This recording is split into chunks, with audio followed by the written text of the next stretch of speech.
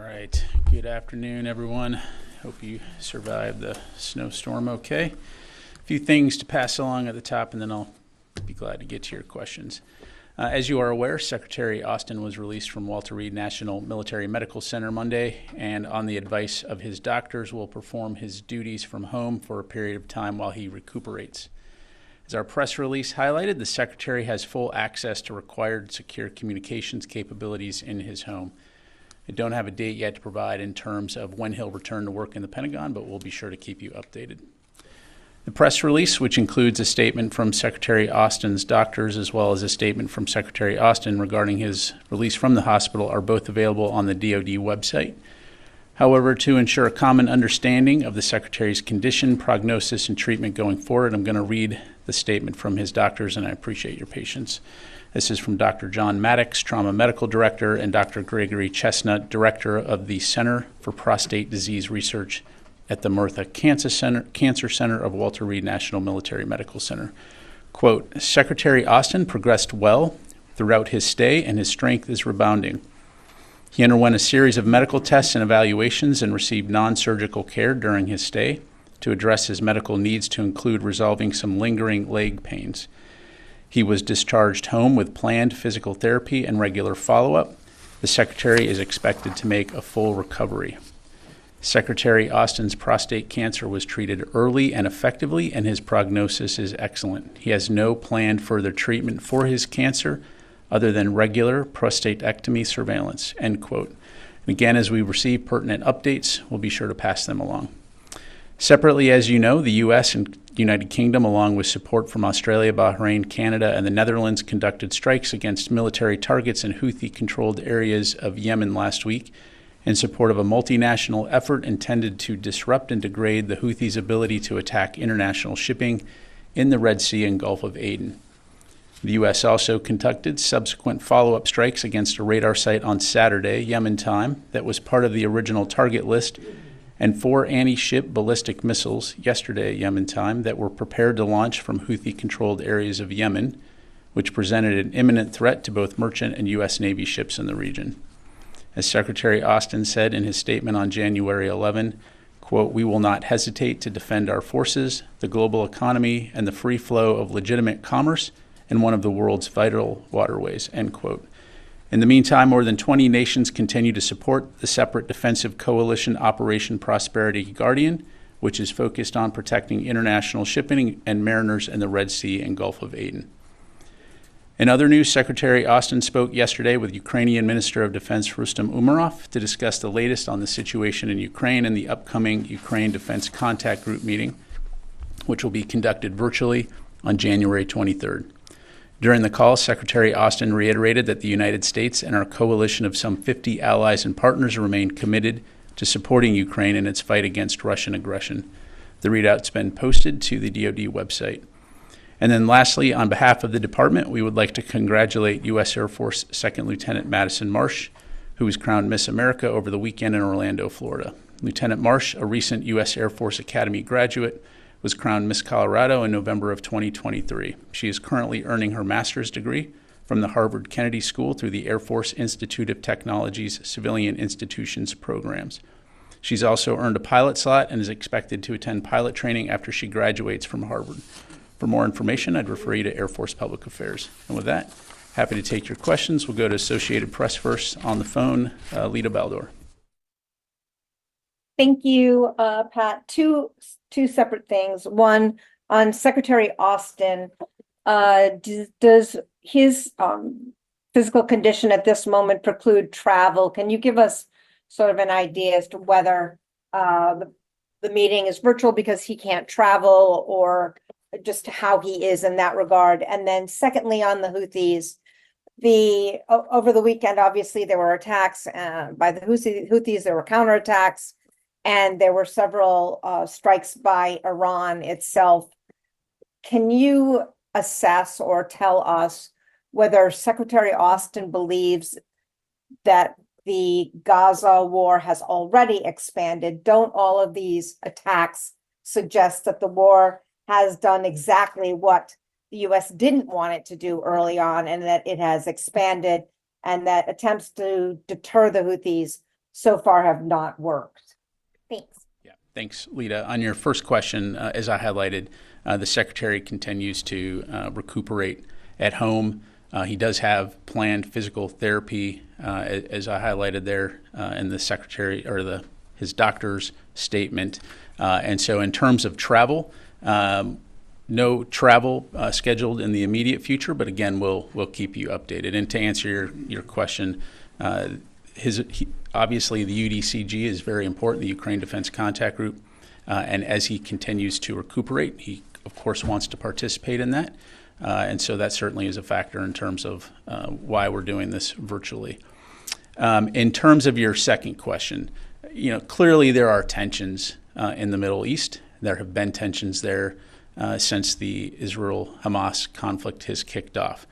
We continue to work very closely with our allies and our partners in the region to prevent the Israel-Hamas conflict from escalating into a wider regional war. When it comes to the activities that we see by the Houthis in the Red Sea, again, they are exploiting this situation to conduct attacks against the ships and vessels from more than 50 countries, affecting more than 50 countries around the world. And so we are going to continue to work with our partners in the region to prevent those attacks or deter those attacks in the future. And we're also going to continue to work very hard to prevent the Israel-Hamas conflict from escalating into a broader regional conflict. But to answer your question, no. We currently assess that the fight between Israel and Hamas continues to remain contained in Gaza. Let me go to Tom. Pat, do you have a battle damage assessment at this point on the U.S.-British strikes? And also, the New York Times has reported that the strikes took out roughly 1/4 of the Houthi capabilities. I was talking with some folks on the Hill. They were told the strikes would set back the Houthis by a few days or a few weeks. Could you talk about those points? Yeah, thanks, Tom. So I'm not going to get into specific intelligence in terms of percentages. What I will tell you is that in our assessment, we hit what we intended to hit with good effects. Again, the objective here was to disrupt and degrade Houthi capabilities to conduct attacks. And we believe that overall, in terms of the scope and the number of strikes that we took, we have degraded their ability to attack. Clearly, they maintained some capability, and we anticipated that after any action, there would likely be some retaliatory strikes. And that's what you're seeing now. So we're going to keep working alongside our international partners. And as I highlighted at the top, we're going to continue to do what we need to do to protect our forces, but also deter future attacks from the Houthis. I'm not going to telegraph, forecast, or speculate about any future strikes other than to say that these actions by the Houthis are illegal, reckless, and dangerous, and they need to stop. And you can't say how much you've degraded or disrupted the Houthi capabilities? I'm not going to get into percentages or talking other than to say, we employed over 150 munitions, targeted over 16 locations, and had impact. Thank you. Fadi. Thank you, General. I have two questions. We've been reporting about a new attack today in the Gulf of Aden from Houthi-controlled areas in Yemen that targeted a U.S. merchant vessel. What can you tell us about the situation and any information you can offer on the situation? Yeah. Thanks, Fadi. I am tracking reports coming out of the region. We're working with Central Command now to get more information on that, and so certainly we'll, as we have been, put that information out as quickly as we can. Do you confirm the attack happened? I'm tracking reports of an attack coming out of the region. As you mentioned, the strikes against Houthis in Yemen are trying to disrupt their ability to continue these attacks. However, since the first wave of those strikes in Yemen, two more, for the first time, 2 U.S. ships have been targeted. Would you say the security situation in the Red Sea area is better or worse after those U.S. strikes? What I can tell you is that we've degraded Houthi capability to conduct strikes. As I highlighted and as we highlighted shortly after those strikes, we would not be surprised if we saw efforts on their part to continue to try to conduct retaliatory strikes. Ultimately, at the end of the day, let's take a step back and look at how we got here. Mid-November, we started seeing these attacks despite multiple warnings. and multiple efforts, the Houthis have continued. And so there was an international coalition, including the countries that I highlighted at the top, that have taken action to prevent these strikes or deter these kinds of attacks in the future. Ultimately, at the end of the day, again, the Houthis need to ask themselves how much of their capability do they want degraded and disrupted in light of these illegal, reckless, and dangerous attacks. The United States, this is not about the United States. This is about the ability of the nations of the world to sail an international waterway through the Red Sea, through which 10 to 15% of economic trade transits, and do so safely and securely. That's what we're focused on, and we'll continue to work closely with the international community to deter these attacks. It's an international problem that requires an international response. Chris. Thanks, Pat. Iraqi Prime Minister Mohammed al-Sadani told the Wall Street Journal that the U.S.-led military coalition that is in Iraq to fight ISIS was no longer needed. He said, quote, "We believe the justifications for the international coalition have ended." Sadani didn't set a deadline for the departure of the coalition, nor did he close the door, but he said he was no longer worried that the departure of the coalition would undermine Iraqi military capabilities. So what is the U.S. response? I'm not going to comment on the Iraqi, government's remarks other than to say U.S. forces are in Iraq at the invitation of the government of Iraq. We value Iraq as a partner. We'll continue to consult closely with them. At this time, I'm not aware of any official request by the government of Iraq for DoD forces to depart. I'll just leave it at that. Have there been requests for any official talk about departing? As I highlighted at the last two press briefings, we continue to engage in conversations and communications with our Iraqi partners on U.S. force presence in Iraq as it relates to the safety and security of those forces. But again, U.S. forces are there at the invitation of the government of Iraq, focused on the Defeat ISIS mission. One and then more last question. You try to ask it a different way, maybe I'll answer it a different way. Well, yes. On the Defeat ISIS mission, how would that be undermined by that presence? I mean, this is obviously an enduring threat that you've had to deal with both on the ground, in the air. How would U.S. national security possibly be undermined if U.S. forces could no longer operate in Iraq? Yeah, thanks, Chris. So I don't want to get into hypotheticals. We know that ISIS continues to be a threat. The counter-ISIS campaign was largely successful over the last 10 years in terms of muting the threat of ISIS as it relates to Iraq and Syria, in no large part, in no small part rather, than to the professionalism of the Iraqi security forces as they have continued to increase their capability, their skills, and their effectiveness. So credit where credit is due. That said, we continue to see ISIS as a international and a regional threat. And so we can't take our eye off the ball when it comes to ISIS, and that is the purpose of the Defeat ISIS mission, to ensure the enduring defeat of ISIS. Ultimately, though, at the end of the day, again, we are in Iraq at the invitation of the government of Iraq, and we will continue to consult closely with this valued and important partner. And I'll just leave it there. Yes, sir. On the same topic, what's your assessment on your personnels in Iraq? Do you need to be there for a longer time because ISIS is still a threat? Or what's your assessment on your presence? Well, look, the way that the United States conducts operations is in consultation with our allies and partners. That's exactly what we're doing in the Red Sea. And so we are there at the invitation of the government of Iraq. I mean, we've talked about this before, but for the benefit of those who have not been following this, if you go back to 2014, when ISIS was on the outskirts of Baghdad, it was the United States, working with partners in the region, to include Iraq, inviting U.S. forces to come and help to defeat and counter ISIS.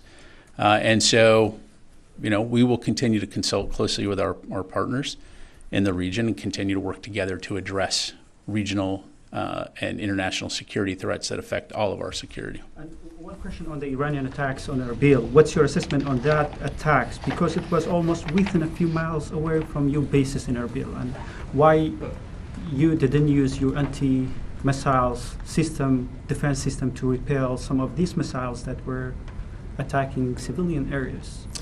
So as I understand it, none of these strikes were targeting U.S. personnel or U.S. facilities. You've heard the Iraqi government respond. I'll refer you to that. My understanding is that these strikes were not precise, and just leave it there. And I need to get to the other side of the room.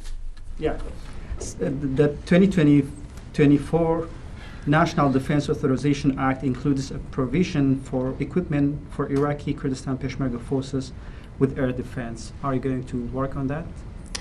Again, I'm not going to get ahead of pending legislation, in terms of, So I don't want to get ahead of that, other than to say, again, Iraq is a valued and important partner, and we'll continue to work closely with Iraq when it comes to security, regional security, and Iraqi needs from a defense standpoint, as we have for many years. But let me go ahead and get to the other side of the room. Yes, sir. General Griff Jenkins, Hey, Griff. pinch hitting for Jen Griffin. Welcome.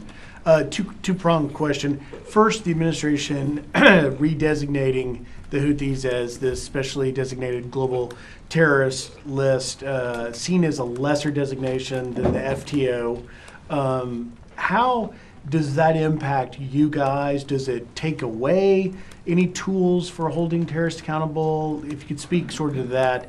And then the other question on Secretary Austin, as we are now learning more about the lack of communication he provided in his surrounding his hospitalization, is he being held to the same standard of accountability that yourself or anyone else in uniform in this building would be? Yeah, thanks, Griff. On your first question, I'm not aware of any impact on our ability to conduct operations as necessary in terms of supporting Operation Prosperity Guardian, for example, or conducting self-defense strikes or aiming to disrupt and degrade Houthi capability.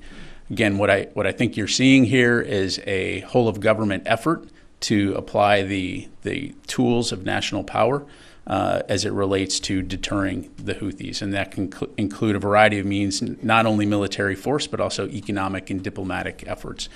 And importantly, this is not a United States alone issue. This is something we're working with the international community on. As it relates to the Secretary, the Secretary put a statement out taking full responsibility on the issues related to transparency and has committed to doing better. We as a department recognize that there were shortfalls, especially as it related to the notification timelines, and so we are conducting a 30-day review.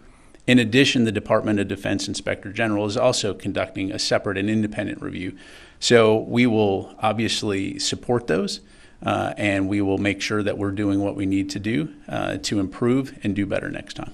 Thanks. Jeannie. Thank you, General. Two questions on Russia and North Korea.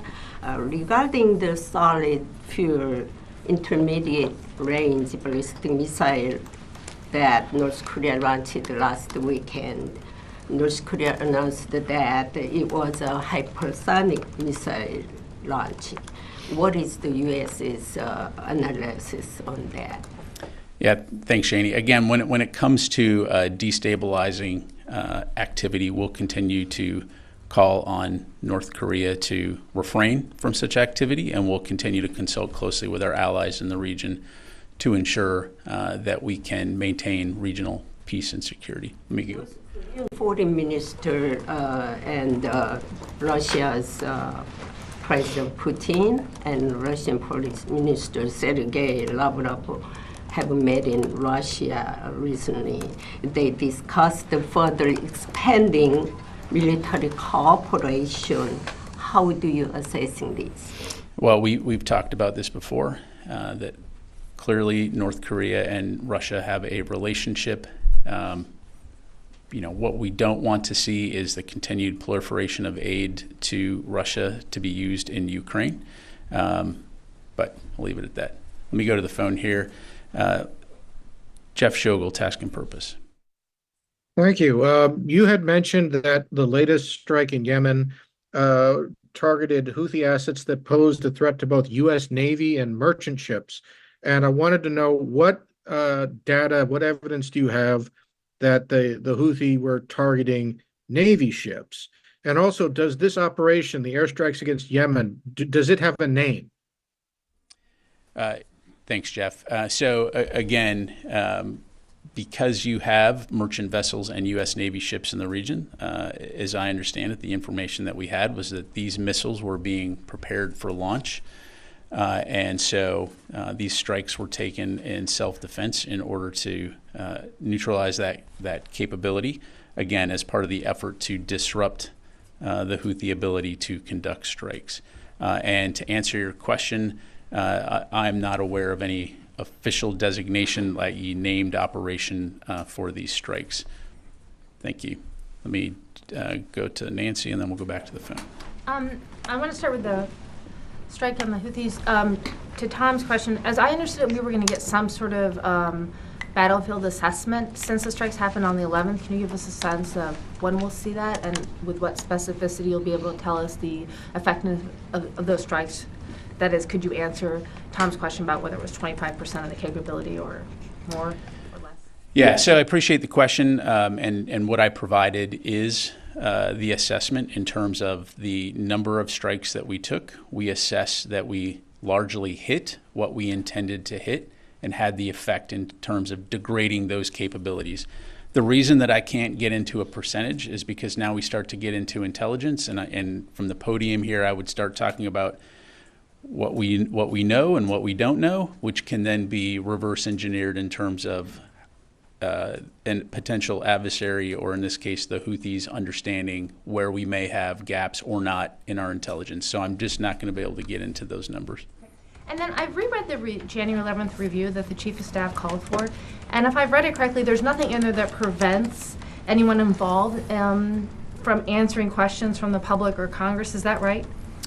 So the 30-day review is to identify, and if you just permit me here, just use the exact words, relevant facts and circumstances, and evaluate the processes and procedures through which the Deputy Secretary of Defense was notified that she should carry out the functions and duties of the Secretary of Defense. The purpose is to better understand the facts surrounding these events and to recommend appropriate processes going forward. Separate from that, there will be an independent IG review to examine the rules, processes, procedures, responsibilities, and actions related to the Secretary's hospitalization. I'm going to paraphrase here, but again, this is all out there, and assess whether the DoD's policies and procedures are sufficient to ensure a timely and appropriate notification and the effective transition of authorities. So again, all of these, as I understand it, will be comprehensive in terms of looking at the Secretary's hospitalization and the required notifications. Behind all of this, however, again, just to reiterate, at no time was there a gap in DoD command and control. Right, but my question is, there's nothing in the memos as I read them that prevents somebody who is involved from answering questions publicly about their role in it. There's nothing that precludes that. At the risk of trying to prove a null hypothesis, I think the department personnel, of course, are going to be available to answer questions from whoever's conducting the review, whether it's the Director of Administration and Management or the DoD IG. Right. I guess the reason I'm asking is, as you know, we've been asking you some of the same questions over and over again since the 5th, and you've been unable to provide answers. And yet the same three people seem to be at the key of what happened: Kelly Maximum, General Clark, and Secretary Hicks. And I guess what I'm trying to understand is, why can't they come to the podium and answer the questions that you haven't been able to answer, since there's nothing that in any of these investigations that prevents them from doing so? So, Nancy, what I would say is, again, we are committed to supporting these reviews. Obviously, we want to make sure that we're getting the facts, that we're doing what we need to do, improve processes going forward. In terms of Secretary Austin engaging the press, again, as we've talked about, I'm certainly aware of the interest, and we'll make sure that request is passed along. I appreciate that, but what about those other three who are clearly very central? They're not recovering. They're here. They're in the building. There's nothing that prevents them from answering questions. But I think also it's important, again, to allow these reviews to run their course to ensure that we're operating from the facts and that we have a holistic picture of what exactly happened and when. Again, understanding the importance and the public interest and the congressional interest clearly when it comes to this topic. Let me go ahead and go back to the phone here. JJ Green, WTOP.